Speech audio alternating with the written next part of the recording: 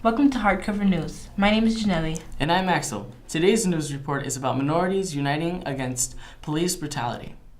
Many of you guys have heard of the Black Lives Matter movement, but some have been questioning that all lives matter.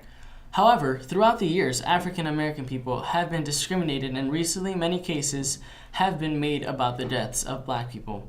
Recently, 32-year-old Philando Castile was shot and killed by a cop when he was trying to take out his license just like he was asked. And with his family witnessing his murder, black lives are taken for granted and overlooked.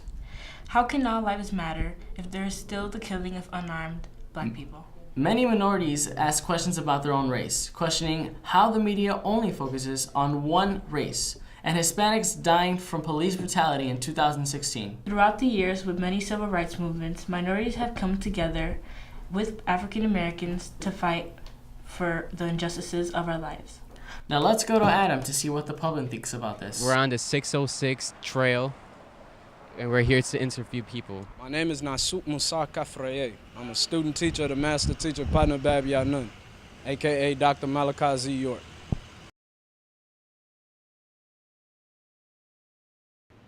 Yes, because I'm a part of one. I'm a Nuwapian. Wunu Wupu.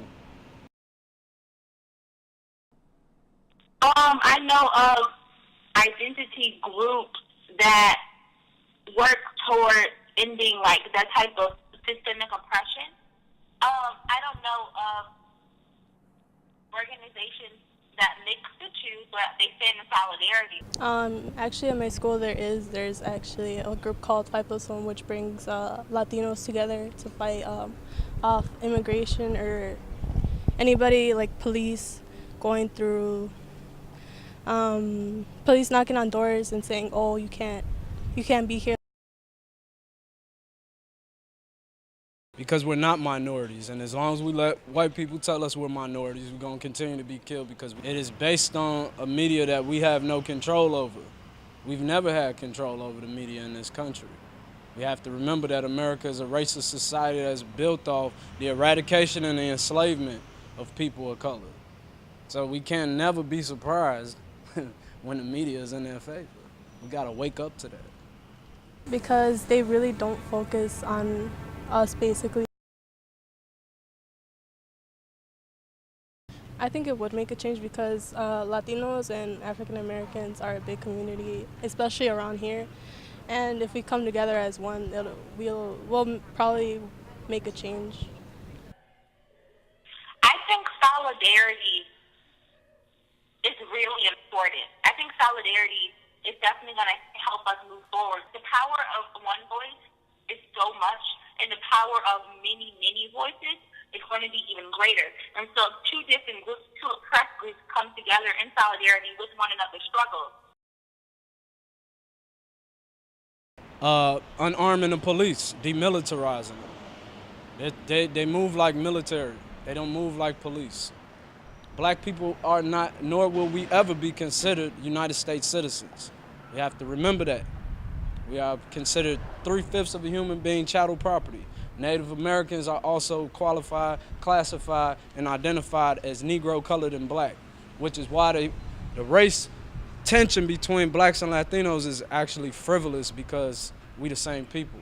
Even Columbus recorded that in his log in 1654 when he first touched the shores of North America. So that's a historically documented fact. I would hope to see changes because police and also the community are just turning on each other, and it's making everything worse on us and them because they don't really help us out, and we don't want their help because we're too ignorant to accept it. If the public consistently demonizes people of color, like darker your skin is, the more they're going to villainize you. Now that we got people's opinion, let's move on to Jocelyn. Thank you, Adam. There have been many deaths of minorities with 230 blacks and Hispanics, people dying due to police brutality. Through a study in Harvard University, police are 50% more likely to use force on Hispanics and blacks than white. We all need to question why that's happening, whether it's due to stereotypes or racial profiling. It needs to come to an end. Welcome back to the studio. What we have gathered about people's responses in Johnson's statistics is that instead of making separate movements for Hispanics and African Americans, we need to come together and help our neighbor. I totally agree with you, but unfortunately, that's all the time we have for today. Remember, we can all change the world together. We'll see you next time in Hardcover News.